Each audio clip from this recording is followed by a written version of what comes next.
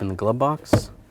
And then on the side of the glove box right here and right here, just push the sides in, and then you can fold the glove box down further. Now there's a cover right here. There's a tab on this side and a tab on this side. Push in on those tabs, and you can slide the cover right off. And there's the filter. You can grab the filter and slide it out. Just like that. This one's really dirty.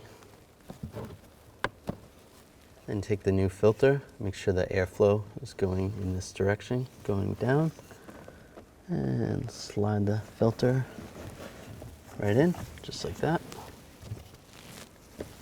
Take the cover, line the cover up,